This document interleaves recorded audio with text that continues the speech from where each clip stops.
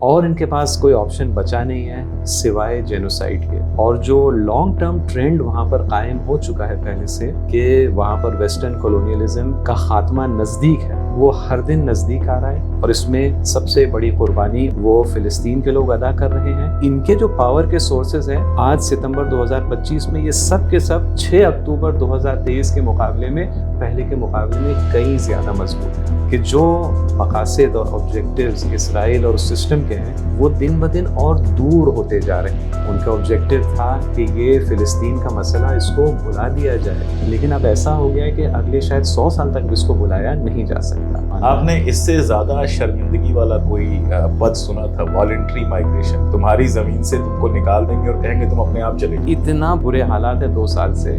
دنیا کی کئی قومیں ہو سکتی ہیں کہ ایسے حالات میں کہیں گے بھائی زندہ رہنا بہتر. بالکل. لیکن آپ ان کو دیکھیں، یہ کسی طرح تیار نہیں ہے. آج غزہ اتنا سا ہے، اسی کے اندر کتنی بار ان کو جو ہے بے گھر کیا گیا.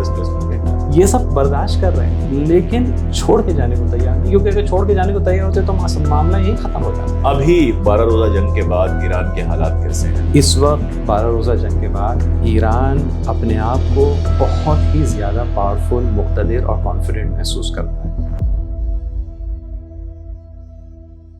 نمسکار، میں اشوک کمار پانڈے اور سواگت ہے آپ کا ٹی سی ایچ پر. ہمارے درشک اور خاص طور پر جو اسرائیل فلسطین پہ ہماری کوریج دیکھتے رہے ہیں وہ سید عاقب صاحب سے بہت قاعدے سے پریچت ہیں. پہلے بھی ہم نے آپ سے کافی بات چیت کی ہے.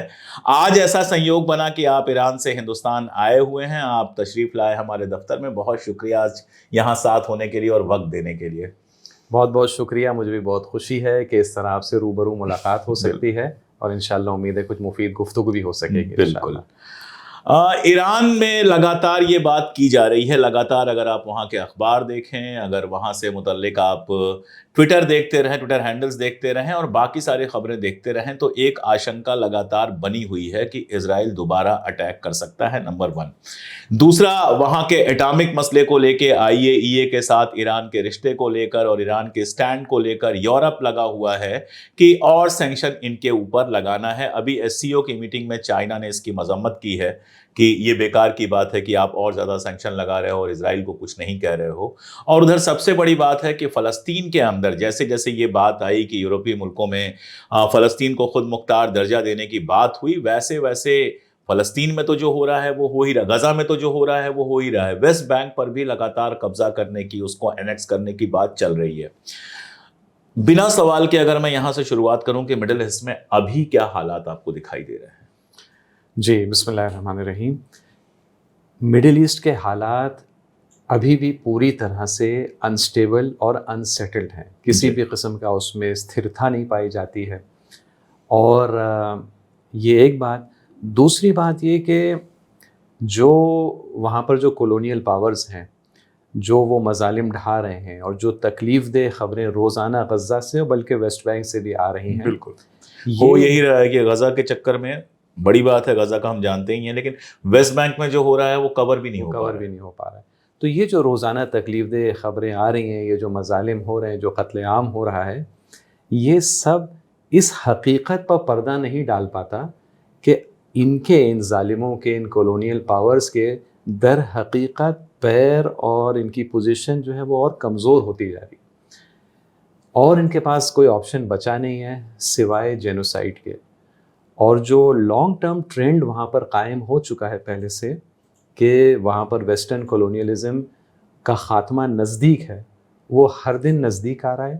اور اس میں سب سے بڑی قربانی بلکہ سب سے بڑی قیمت جو ہے وہ فلسطین کے لوگ ادا کر رہے ہیں. اور اس کی وجہ سے تاریخ اور اتہاس میں ان کو اس بڑی قربانی کنٹریبیوشن کے لیے ان کو یاد کیا جائے گا. ٹرینڈ وہی اس جانب جا رہا ہے کہ ظالمین جینوسائڈ کر رہے ہیں لیکن ہار رہے ہیں. اور جو وہاں کے مقامی لوگ ہیں، جو نیٹو پاپولیشن ہے جس نے یہ ارادہ کیا ہے کہ اب اسے آزاد ہونا ہے، وہ دن بدن مضبوط ہوتے جا رہے ہیں. یہ ٹرینڈ قائم ہو چکا ہے. کس بنا پر آپ کہہ رہے ہیں کہ وہ ہار رہے ہیں؟ کیونکہ لگاتار ہم تو فلسطین سے جس طرح کی تصویریں دیکھتے ہیں، مطلب میں ریگولر کور کرتا ہوں اور کئی بار ساری تیاری کے بعد بھی ویڈیو کرنے کی ہمت نہیں ہوتی ہے، اتنا زیادہ درد دکھائی دیتا ہے. بالکل صحیح کہہ رہا، بہت بہت اہم سوال ہے. دیکھیے، یہ جو کولونیل پاور ہے، ان کا جو پاور ہے وہ بیسڈ ہے کچھ کچھ چیزوں ہم پر. سیدھے اسرائیل کہیں نا. ہاں نہیں، بلکہ میں اسرائیل جان بوجھ کے میں احتیاط کی بنا پر نہیں کہہ رہا ہوں، کیونکہ میرا یہ ماننا ہے اور حقیقت بھی ہے کہ اسرائیل صرف ایک گوشہ ہے، ایک حصہ ہے ایک انٹرنیشنل سسٹم کا.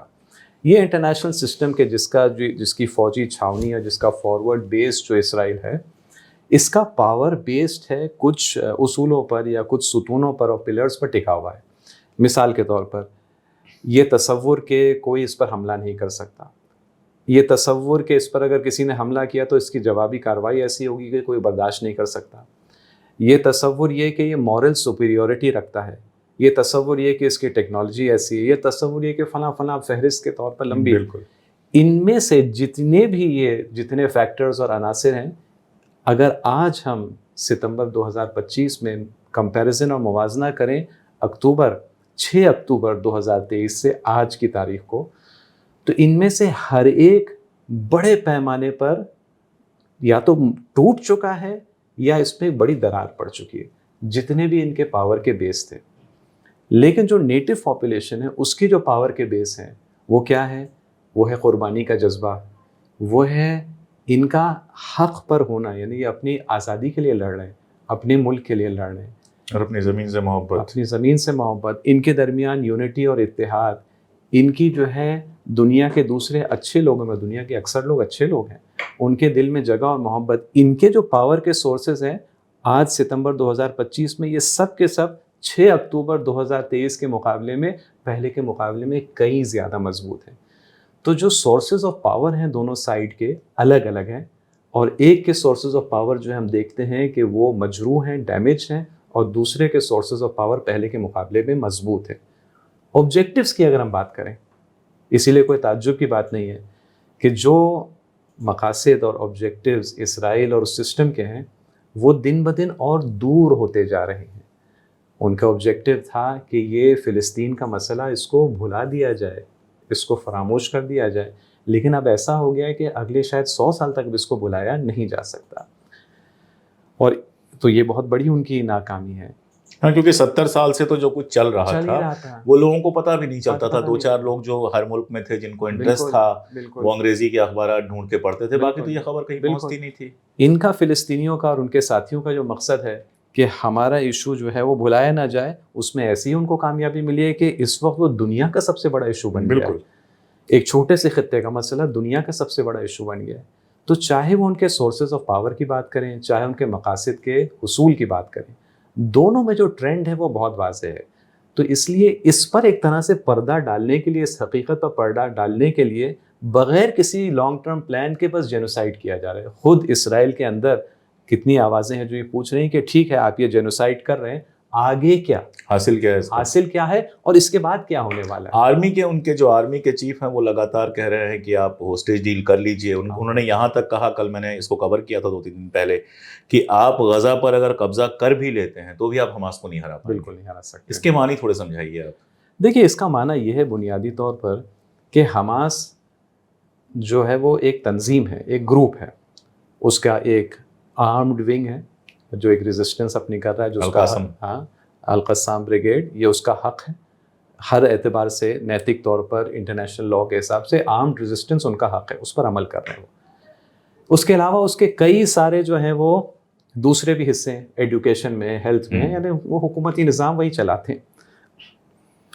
لیکن یہ غلط فہمی اگر ہم سمجھیں کہ فلسطینیوں کے درمیان ریزسٹنس کا بیس در حقیقت حماس ہے یا دوسرے ایسے گروپس ہیں. اصل ریزسٹنس فورس غزہ کے اور فلسطین کے عام لوگ ہیں. ان کی صرف نمائندگی کر رہا ہے حماس اس وقت، کیونکہ پوری سوسائٹی اس کیفیت میں کچھ مثالیں دینا چاہتا ہوں. 2008 کا واقعہ میں ایک بیان کرنا چاہتا ہوں. آپ دیکھیے گا اس کو انٹرنیٹ پر، اور میں درشکوں سے بھی کہوں گا جا کر دیکھیے. جنوری 2008 کا واقعہ. ابھی غزہ کے محاصرے کو اور سیج کو 1 ہی سال ہوا تھا. یہ بھی بھلایا نہ جائے کہ یہ دنیا کا سب سے لمبا سیج ہے، پورا جو بلاکیڈ ہے، یہ 1 ہی سال ہوا تھا. ایک دن خبر آتی ہے کہ غزہ کے لوگ، وہ جو بیریئر رفح پہ ہے مصر کے بارڈر کی جانب، وہاں پر ہزاروں شاید لاکھوں کی تعداد میں جمع ہو گئے، اسے ہلا رہے ہیں، اس کو گرانے کی کوشش کر رہے ہیں. اس زمانے میں پکی کنکریٹ کی دیوار نہیں تھی، میٹل کا ایسی شیٹس تھی. جو حماس اور دوسرے جو فوجی ہیں لڑاکے ہیں وہ ایسے ہی کھڑے ہوئے حصہ نہیں لے رہے, پبلک گرا دیتی ہے اس کو. اور کچھ ایسٹیمیٹس کے حساب سے 2 سے 3 لاکھ غزہ کے لوگ مصر میں اس طرح سے سیلاب کی طرح آ جاتے ہیں, داخل ہو جاتے ہیں.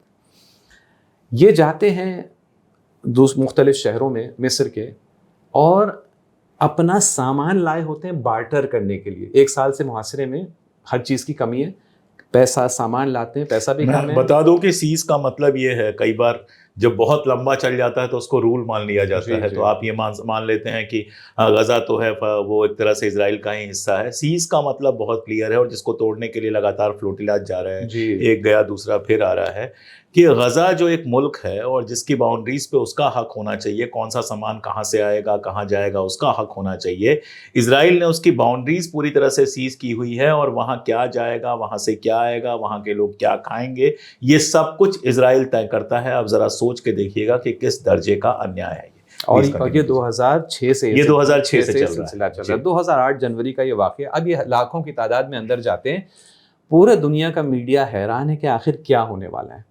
یہ جاتے ہیں اپنے پیسے لے کر, اپنا سامان لے کے اپنی ضرورت کی چیزیں خریدتے ہیں, اپنے مطلب کی جو ان کو ضرورت تھی. 2 دن جب گزر جاتے ہیں تو یہ خبر آتی ہے کہ یہ لاکھوں کا مجمع جب واپس غزہ آ رہا ہے. کئی لوگوں کا یہ اندازہ تھا کہ یہ اب مصر میں جا کے اپنے آپ کو غائب کر دیں گے, کیونکہ کون وہاں پر ایسی زندگی گزارنا چاہتا ہے غزہ میں. اور یہ بھی ان کو پتا ہے کہ ایک بار ہم نے اپنا یہ قید خانہ توڑ دیا, اس سے باہر نکلا ہے. اب جب دوبارہ آئیں گے تو اب جو دیوار بنے گی وہ پہلے جیسی دیوار نہیں بنے گی, اب پہرا پہلے جیسا نہیں ہوگا. لیکن یہ سب کے سب واپس آئے ہیں, اور اس کے بعد سے مصر اور اسرائیل نے مل کر وہاں کانکریٹ کی دیواریں, حتیٰ انڈر گراؤنڈ کئی میٹر تک انہیں نے دیواریں بنائیں تاکہ ٹنل بنانا بھی مشکل ہو جائے. یہ لاکھوں کا اس طرح سے جانے کے بعد بھیک نہ مانگنا, بلکہ خریدنا اپنے ضرورت کا سامان, چاہے اس کے لیے بارٹر کر کے اپنا سامان انہیں دینا کیوں نہ پڑے کیونکہ پیسے نہیں تھے. اور پھر اس کے بعد واپس آنا اس میں جس کو دنیا ان کا قید خانہ کہہ رہی تھی. اس دن سے ہر دیکھنے والے کے لیے واضح ہو گیا کہ اہل فلسطین, خاص طور پر غزہ کے رہنے والے, دنیا کی ہر قوم سے مختلف ہیں.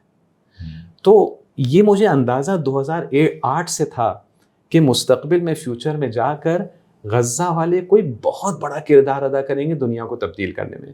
لیکن اتنا بڑا کردار ادا کریں گے جو انہیں 7 اکتوبر کے بعد سے جس طرح سے ان کا مقابلہ جاری رہا ہے, اس کا مجھے انومان اور اندازہ نہیں تھا. تو یہ جو میں کہہ رہا ہوں کہ وہاں کے لوگ جو ہیں ایک الگ قسم کے لوگ ہیں, اور ان کا ایک بڑا ایک کردار ہے اس کو سب کو تبدیلی کو لانے میں. یہ بہت پرانی بات ہے. اور حماس جو ہے نمائندہ ہے اس قوم کا. وہاں پر جو پاپولیشن بڑھا ہے, حتیٰ یہ بھی میں کہہ دوں اتنا زیادہ ریزسٹنس کا جذبہ اس قوم کے اندر ہے. جب یہ واقعہ ہوا ہے تو غزہ کا پاپولیشن 1 ملین کے آس پاس تھا, 10 لاکھ کے آس پاس تھا. اب سب کہتے ہیں کہ 22 لاکھ کے آس پاس ہے. البتہ اس کچھ آگے پیچھے ہو سکتا ہے, اتنا جو جینوسائیڈ ہوا ہے اس کی وجہ سے. ایک ایک شہری آبادی کا 15 سال کے اندر اتنا زیادہ آبادی کا اس میں بڑھنا, جبکہ اس کے اندر کوئی آؤٹ سائڈ مائگریشن کا تصور نہیں ہے. ہمارے شہروں کی بھی آبادی تیزی سے بڑھتی ہے کیونکہ دیہاتوں سے لوگ آ کر رہتے ہیں. وہیں پر پیدائش اور بچوں کا پیدا ہونا اتنا زیادہ ہونا, ایک اربن سینٹر آف پاپولیشن میں ابھی ہماری جو معاصر اور کنٹمپرری ہسٹری میں اور کوئی مثال دیکھی نہیں گئی ہے. اس کو مسلمان سے نہ جوڑے, اس کے اگل بغل سارے مسلم ملک ہیں, کہیں یہ نہیں دیکھا گیا. یہ ریزسٹنس کا پہلو ہے پانڈے صاحب. یہ زیادہ بچے ہوں گے زیادہ لڑیں گے, زیادہ مقابلہ ہم کر سکیں گے, یہ بھی پہلو وہاں پر پایا جاتا ہے. اسی لیے جو وہاں پر لوگ گئے ہیں, میرے کچھ جاننے والے وہاں پر 2011 میں گئے تھے. اس زمانے میں جب وہ لوٹے تھے انہوں نے بتایا تھا مجھے کہ وہاں پر ایک نعرہ لگتا ہے, اہل غزہ اپنے لیے لگاتے ہیں, کہتے ہیں غزہ غزہ ارض العزہ, غزہ عزت کی سرزمین ہے. یہ جو اپنے بارے میں کوئی قوم تصور رکھتی ہے کہ ہم عزیز ہیں, ہم عزت رکھتے ہیں, سیلف رسپیکٹ اور ڈگنیٹی رکھتے ہیں, اس کا اثر ہے کہ وہ ایسا مقابلہ کر رہے ہیں کہ حماس کو آپ کچل دیں, ختم کر دیں, جیسے کہ اتنے سارے لیڈرز کو حماس کے جو ہے وہ مار دیا گیا ہے, اور بھی باقی مارے جا سکتے ہیں. وہ کوئی مسئلہ نہیں ہے. سوسائٹی جو ہے وہ ریزسٹنس میں بھروسہ رکھتی ہے. جب سوسائٹی جو ہے مقابلہ, مزاحمت اور ریزسٹنس میں بھروسہ رکھتی ہے تو اس کو کوئی ہرا نہیں سکتا, اس کو کوئی ہرا نہیں. ابھی کیا اس سے ڈیمانڈ کیا جا رہا ہے, ان سے کہا جا رہا ہے کہ آپ چلے جائیے, آپ چھوڑ کے چلے جائیے. جو جینوسائیڈ ہو رہا ہے, والنٹری مائگریشن, جی جو جینوسائیڈ ہو رہا ہے, سب لوگوں کا یہ ماننا ہے. آپ نے اس سے زیادہ شرمندگی والا کوئی پد سنا تھا؟ والنٹری مائگریشن, تمہاری زمین سے تم کو نکال دیں گے اور کہیں گے تم اپنے آپ چلے جاؤ, اور پھر تم شکریہ ہمارا ادا کرو, شکریہ ہمارا ادا کرو, $5,000 کا جو چیک دے رہے ہیں. تو یہ مطالبہ کیا جا رہا ہے. اتنا برے حالات ہیں 2 سال سے. دنیا کی کئی قومیں ہو سکتی ہیں کہ ایسے حالات میں کہیں گے بھائی زندہ رہنا بہتر ہے. بالکل. لیکن آپ ان کو دیکھیے, یہ کسی طرح تیار نہیں ہے. آج غزہ اتنا سا ہے, اسی کے اندر کتنی بار ان کو جو ہے بے گھر کیا ہے, انٹرنل ڈسپلیسمنٹ, یہ سب برداشت کر رہے ہیں, لیکن چھوڑ کے جانے کو تیار نہیں. کیونکہ اگر چھوڑ کے جانے کو تیار ہوتے تو معاملہ یہی ختم ہو جاتا, اور پھر دوبارہ واپس نہیں آنے دیا جائے گا. جو گئے ان کو نہیں آنے دیا گیا, یا جن کو بھگایا گیا ان کو نہیں آنے دیا گیا. بالکل ایسا ہی. اسی لیے جو ابھی فیوچر میں کبھی بات ہوتی ہے دوستوں میں, تو یہ بات آتی ہے, مجھے لگتا ہے بہت دلچسپ ہے. اس وقت جو ظالمین ہیں, جو پورا ویسٹرن اسٹیبلشمنٹ ہے, چہرہ اس کا جو ہے نتنیاہو ہے اور اسرائیل ہے, اس کا کیا مطالبہ ہے؟ اس کا مطالبہ یہ ہے کہ غزہ چھوڑ دیں یہ لوگ, فلسطینی جو ہیں وہ چھوڑ دیں. دوسرا یہ بھی ہے کہ ریکنسٹرکشن نہیں ہوگا وہاں پہ. ظاہر سی بات ہے, چھوڑیں گے تو ریکنسٹرکشن کی کیا بات ہے. کئی لوگوں نے اس خیال کا اظہار کیا, اور میرے خیال سے آپ کے درشکوں کے لیے بھی یہ دلچسپ ہوگا, کہ جیسے انگریزی میں کہا جاتا ہے نا, be careful what you wish for, be careful what you wish for. یہ جو اسرائیل کی حکمرانوں کی یہ تمنا ہے کہ سب جو ہے چلے جائیں فلسطین سے, غزہ سے باہر نکل جائیں, ویسٹ بینک سے باہر نکل جائیں, اور دوسرا یہ کہ ریکنسٹرکشن نہیں ہوگا. آثار دن بدن ایسے ہی اس جانب حالات بڑھتے جا رہے ہیں کہ یہ تمنا ان کی پوری ہوگی, لیکن ایک بہت بڑے فرق کے ساتھ, کہ جب یہ غزہ چھوڑ کر جائیں گے تو یہ ادھر ادھر دوسرے ممالک میں نہیں جائیں گے, یہ اپنے آبائی وطن میں لوٹیں گے جو فلسطین ہے. غزہ چھوڑیں گے اور اپنے آبائی وطن میں لوٹیں گے. یہ جو سارے یہ شہر ہیں جو آج اسرائیل نے اس کے لیے الگ الگ نام رکھے ہوئے, خود چاہے وہ تل اویو ہو یا جو, ان سب کے پرانے عرب نام ہیں. بالکل, جس میں وہاں پر عرب رہتے تھے, مسلمان عرب, عیسائی عرب, یہودی 4% تھے وہ. جی بالکل, وہ سب رہا کرتے تھے. یہ سب واپس وہاں جائیں گے, اور جو ریکنسٹرکشن, اور جب یہ جائیں گے تو غزہ کی ریکنسٹرکشن کی کیا ضرورت؟ غزہ ایک ان نیچرل کنسنٹریشن کیمپ ہے, اس کے اندر اتنے لوگوں کو بھرا گیا ہے. وہاں قدرتی طور پر, تاریخی طور پر کوئی اتنی بڑی آبادی تو تھی نہیں, کیونکہ انہیں قید کیا گیا, چھوٹی آبادی تھی. یہ سب ان کو یاد ہے, کہتے ہیں جو غزہ کے رہنے والے کہتے ہیں ہمارا وہ گاؤں تھا, ہمارا وہ شہر ہے, ہمارے دادا کو نکالا, ہمارے پردادا کو نکالا. یہ وہاں لوٹیں گے, کہنا نا be careful what you wish for, یہ وہاں لوٹیں گے, اور ریکنسٹرکشن کی پھر ضرورت نہیں رہے گی, بلکہ غزہ کے ملبے کو اسی طرح باقی رکھا جائے. دنیا کا لارجسٹ میوزیم اس کو تب بنایا جائے. ہر جو ملبے کا ڈھیر ہے وہاں پر جو ہے بورڈ لگا ہو, QR کوڈ ہو کہ یہاں پر کیا ہوا ہے, کیا ظلم یہاں پر ہو, کون رہتا تھا یہاں پہ. اور پھر بڑی ڈگنیفائڈ انداز سے غزہ کے اندر ہی پورا جوڈیشل پروسیس ہو, اور جو لوگ ذمہ دار ہیں اس جینوسائیڈ کے لیے, وہیں پر ان کو اس کی جو ہے بڑے ڈگنیفائڈ انداز سے اس کی سزا بھی ملے. اس کے بھی وہاں پر مارکرز اور میموریلز ہونے چاہیے. تو یہ جو چاہ رہے ہیں, یہ جو ویسٹرن اسٹیبلشمنٹ چاہ رہا ہے اسرائیل کی شکل میں, آثار یہ ہے کہ یہ ان کی تمنا پوری ہوگی, لیکن اس طرح سے نہیں کہ جیسے کہ وہ چاہتے ہیں. اچھا, اکثر اس بات کو بہت بڑی بات سمجھ لیا جاتا ہے, یا مذاق بھی اس کا اڑایا جاتا ہے. ابھی میں کل پڑھ رہا تھا کہ اسرائیل کے جو وپکش کے نیتا ہیں یاور لیپڈ, ان کا بیان تھا کہ اگر دوبارہ نتنیاہو چنا گیا, اگر دوبارہ اس کی گورنمنٹ آتی ہے, تو it will be a disaster for Zionism and it will disintegrate اسرائیل.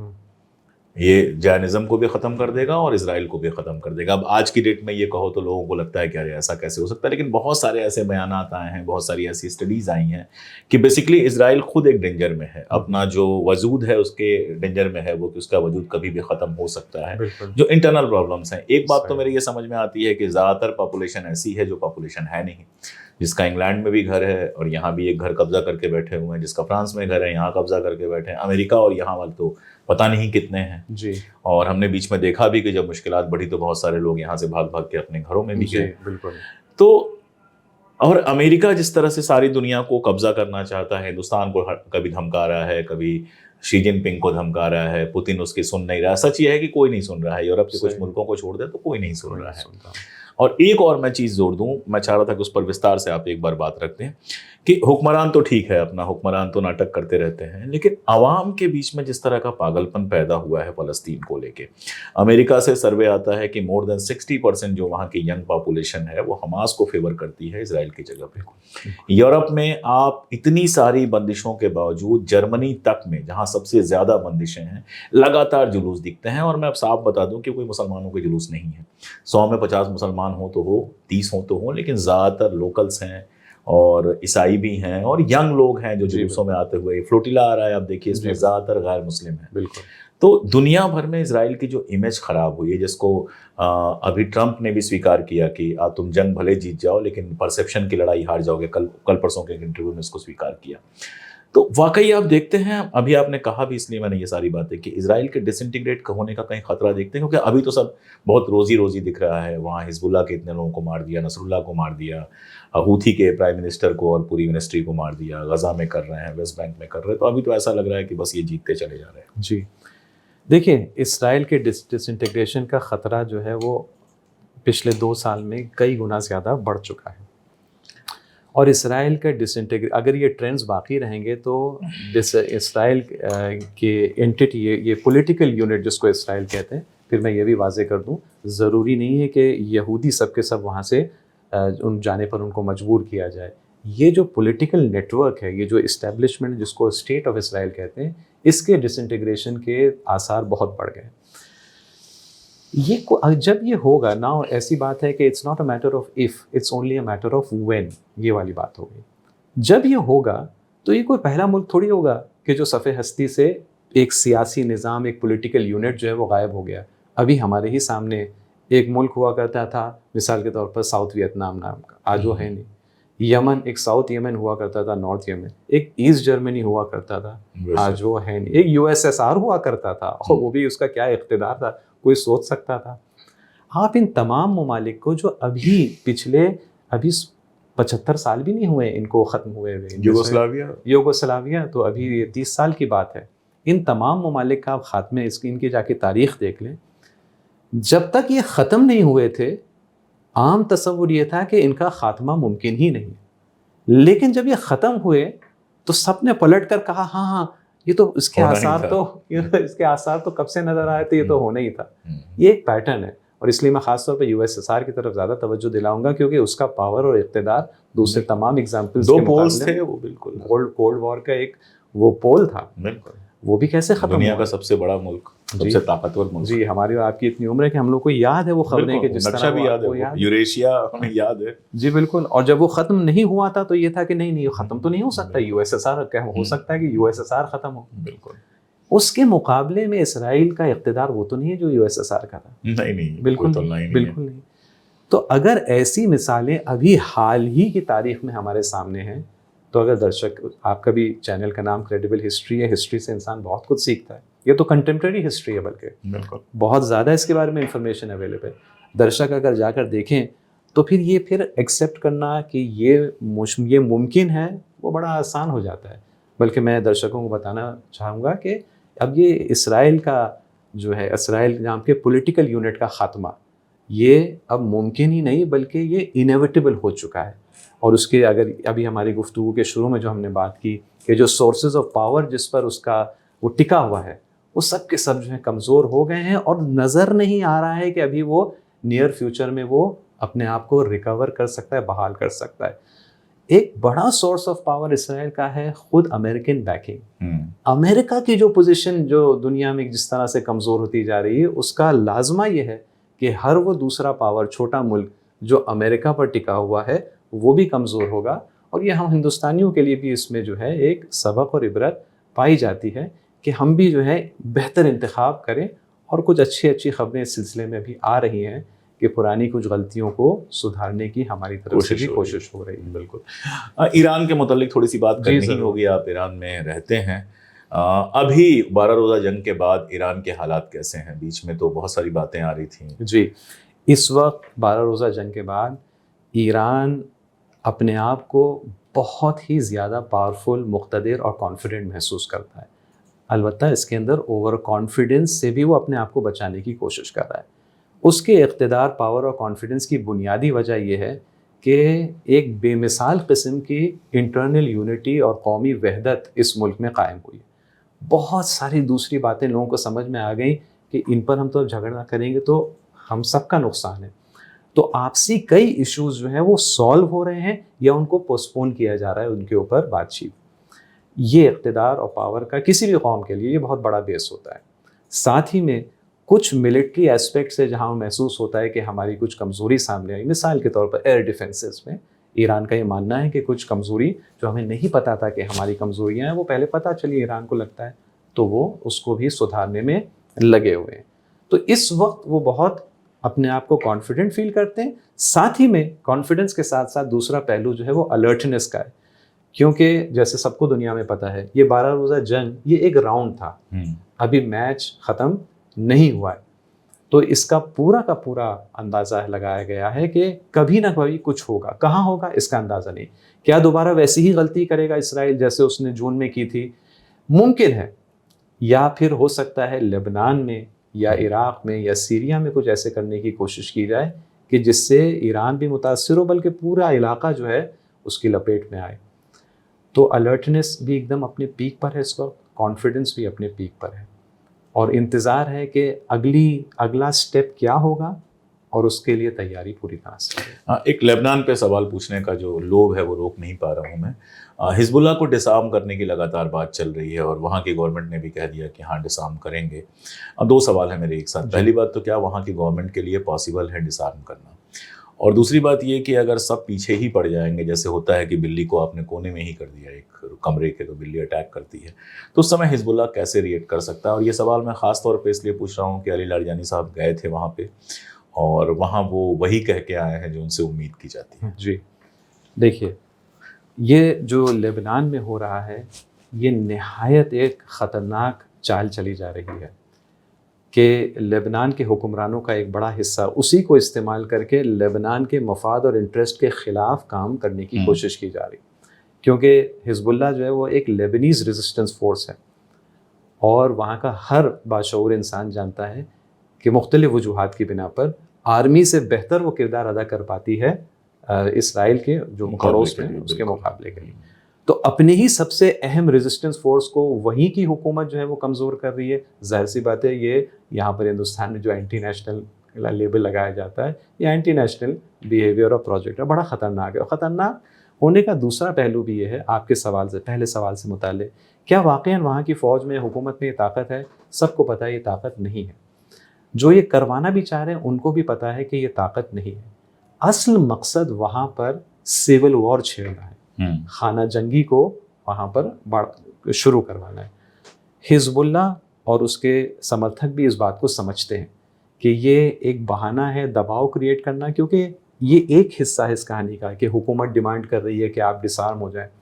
دوسری طرف جس طرح سے اسلحہ پھیلایا جا رہا ہے, اللیگل طریقے سے تقسیم کیا جا رہا ہے لبنان کے اندر مختلف کمیونٹیز میں, اور جو پڑوس میں جو یہ دہشت گرد حکومت بن گئی ہے سیریا میں, اس کے جو لنکس ہو گئے ہیں لبنان کے کچھ دہشت گرد گروپس کے ساتھ اور روزانہ ان کا آنا جانا رفت و آمد وغیرہ, یہ سب اس پزل کے مختلف پیسز ہیں. تو کوشش یہ کی جا رہی ہے, کیونکہ پتہ ہے کہ حزب اللہ یوں تو اپنے ہتھیار نہیں سونپنے والا, کوشش یہ کی جا رہی ہے کہ کوئی ایسی خانہ جنگی اور سول وار کی کیفیت بنے کہ جو لبنان کو بھی پوری طرح اپنی لپیٹ میں لے اور وہ سیریا کو بھی پوری طرح انوالو کرے. کیونکہ اکثر وہ قومیں, آپ جانتے ہیں کہ لبنان ملٹی ایتھنک کنٹری ہے, سیریا بھی ملٹی ایتھنک کنٹری ہے. اکثر وہ قومیں جو اس ایک ملک میں رہتی ہے وہی اس کا کوئی نہ کوئی حصہ دوسرے ملک میں بھی رہتا ہے. تو یہ سول وار جب یہ اور بہت بری تاریخ ہے 1970s کی آپ کے سامنے ہے وہاں کے سول وار کی, کوشش یہ ہے کہ ایک وائڈر سول وار ہو جو سیریا اور لبنان کو اپنے ہاتھ میں لے. کیا اس سے حاصل ہوگا؟ اس سے یہ حاصل ہوگا کہ اسرائیل کے جو پڑوسی ہیں وہ آپس میں لڑنے لگیں گے, اور اس طرح اسرائیل کو اپنے جو گریٹر اسرائیل کی طرف قدم بڑھانے کے لیے, اور جو فلسطین میں جو ناکامی اور شکست ہو رہی ہے اس پر مزید پردہ ڈالنے کے لیے, وار کو ایکسٹینڈ کرنے کے لیے. دیکھیے وار جس دن رکتی ہے غزہ فلسطین میں, دودھ کا دودھ اور پانی کا پانی اور زیادہ ہو جائے گا. سوال اٹھے گا بھائی کس نے کیا حاصل کیا؟ تو جتنا پھیلے نہ صرف ٹائم کے زمانے کے اعتبار سے بلکہ رقبے اور جغرافیکل اسپریڈ کے اعتبار سے بھی جتنی یہ جنگ پھیلتی ہے اور پھیلائی جا سکتی ہے، اسرائیل اپنے وجود کو کسی طرح سے اور بڑھا سکے اس کا امکان اس کو لگتا ہے زیادہ ہو جائے گا. تو یہ اس کے تحت یہ خطرناک پلان کیا جا رہا ہے. اب یہ اگر میں سمجھ رہا ہوں تو ظاہر سی بات ہے کہ حزب اللہ والے تو مجھ سے یہ کہیں بہتر اس کو سمجھ پا رہے ہیں، اور وہ اس کے لیے پوری طرح آمادہ ہیں. وہ پوری کوشش کر رہے ہیں کہ یہ مقصد پورا نہ ہو، خانہ جنگی نہ ہو سکے، لیکن وہ یہ بھی تیار اور آمادہ ہیں کہ اگر مجبور کیا گیا تو پھر وہ اس میں مجبوراً اگر انہیں حصہ لینا پڑا تو اس میں بھی حصہ لینے کے لیے اپنے آپ کو اسلحے کے اعتبار سے آمادہ اور تیار کیے ہوئے ہیں. دیکھیے آگے کیا ہوتا ہے. بہت ہی میں درشکوں سے خاص طور پہ اس کے لیے گزارش کروں گا کہ لبنان اور سیریا کے لوگوں کے لیے خاص طور پر دعا کریں، کیونکہ بہت ہی نالائق یا بہت ہی خطرناک قسم کے حکمرانوں کے ہاتھ میں یہ دو ممالک آ گئے ہیں کہ جو انہی ممالک کے لوگوں کے جو اصلی دشمن ہے، جو زائنسٹ ہیں، ان کے اشاروں پر اس وقت کام کر رہے ہیں، اور یہ بہت ہی خطرناک دور ہے ان دو ممالک کے لیے خاص کر. اب من تو یہ ہے کہ آپ سے گھنٹوں بات چیت کی جائے، آپ کو جانا ہے مجھے پتہ ہے. کوشش کریں گے کہ بیچ میں بھی بات کریں، اور پھر کوشش کریں گے کہ جب ایران آئے تو آپ کے پاس پوری فرصت ہو اور ایران میں آپ سے بیٹھ کے لمبی گفتگو کی جائے. آپ سے جب بات ہوتی ہے تو بہت ساری جو اپنی بھی سمجھ ہے وہ اور بہتر ہوتی ہے. آپ اس علاقے کو بہت قاعدے سے جانتے ہیں اور وہاں جو کچھ چل رہا ہے وہ بہت قاعدے سے بتاتے بھی ہیں. تو آج کے لیے اتنا ہی، اور ضرور پھر ملیں گے. بہت شکریہ، بہت شکریہ. آپ لوگوں کا بھی بہت شکریہ. بہت بہت شکریہ.